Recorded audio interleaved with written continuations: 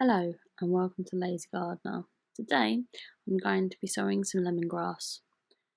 Let's get started. Some people dream of good things. Very few people stay awake and do them.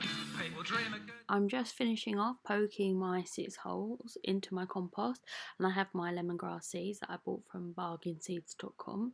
So I'm just going to spread them across the little squares of compost I have. I'm doing it quite liberally, as I don't know how many of these are going to be sprouting.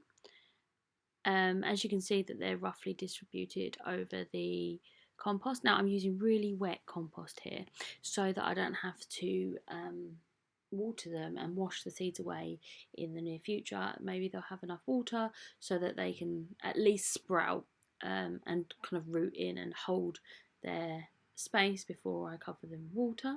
So now I'm just going to cover them up with the compost, and I'm going to put these in my garage under my grow lights until the risk of frost has passed. Thanks for watching.